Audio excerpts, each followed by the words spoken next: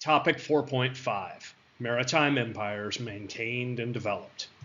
In the beginning, the world stage in 1450 was set for the rise of new empires and the fall of old ones. Rulers like the sun-kissed monarchs of Spain and the frost-crowned czars of Russia employed mercantilist policies with a voracious appetite for gold and glory. They saw wealth as a zero-sum game, where one's gain was another's loss, and accordingly they hoarded precious metals, imposed tariffs, and zealously guarded their trade. Mercantilism, a harbinger of modern capitalism, a system where the state wielded the market as an extension of power. It dictated that the mother country must benefit from its colonies, leading to a web of economic policies designed to strengthen national wealth. Joint stock companies, these were the vanguards of European expansion, emblems of commercial enterprise and state ambition. The East India Companies of England and the Netherlands were more than mere businesses. They were quasi-sovereign entities, armed to the teeth, ready to carve up continents in search of spices, silks, and souls. Trade and conflict. The rivalries unfold. The Indian Ocean became a battleground where European interlopers, armed with advanced naval technology and a relentless drive for domination, disrupted the age-old trade networks once controlled by Muslim merchants. This wasn't merely competition. It was an existential threat to the way of life and trade that had existed for centuries. The Moroccan conflict with the Songhai Empire, a less told yet equally significant story, exemplified the shift in military technology and tactics that reshaped African power dynamics. Firearms, introduced by Europeans, became tools of conquest and control, altering the political landscape of West Africa. 4,000 Moroccan soldiers under the command of a eunuch Spanish slave named Udar Pasha used muskets to defeat a much larger Songhai force, including stampeding elephants onto the Songhai in the process.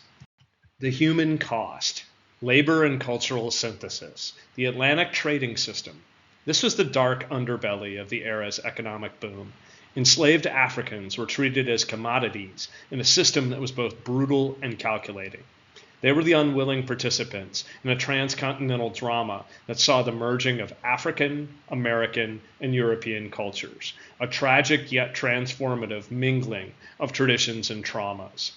Peasant and artisan labor, the backbone of regional economies, was intensified, from the wool and linen industries of Western Europe to the cotton textiles of India and the silk looms of China. Laborers toiled to satisfy the insatiable European demand for goods, often facing exploitation and harsh conditions. Belief systems and societal change. The age was marked by a remarkable religious and cultural ferment. As European explorers charted new territories, they carried with them their Christian faith, clashing with indigenous beliefs and often resorting to conversion by the sword. Simultaneously, in places like the Ottoman Empire, the Safavid Empire, and Mughal India, Islam was a unifying force, shaping societies through law, education, and culture, yet also engendering conflict with neighboring Christian states. Syncretic belief systems. The spiritual landscape was not static. In the Caribbean, African slaves blended their animalistic traditions with Catholicism, creating new forms of worship such as Vodou and Santeria. In Asia, European Christianity met with indigenous beliefs, leading to unique cultural syntheses such as the Filipino adaptation of Catholic rituals to local customs. The twist of fate. But if we believe that the past is merely a prologue, then we must consider the present in the light of these bygone centuries. Therefore, let us ponder on our current globalized economy, where multinational corporations wield power that rivals states, and digital trade routes crisscross the globe in the blink of an eye.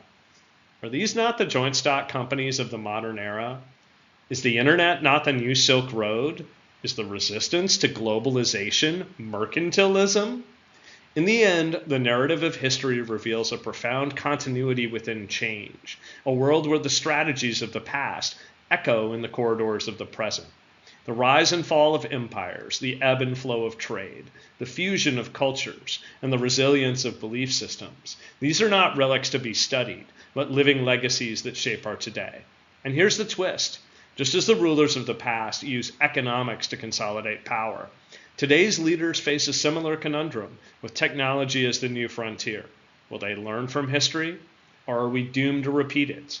This question remains unanswered, a challenge to both the student and the sage as we continue to weave the ever-expanding tapestry of human civilization. With AI presently here, don't answer it one way or the other too quickly. We're all capable of more, man and machine.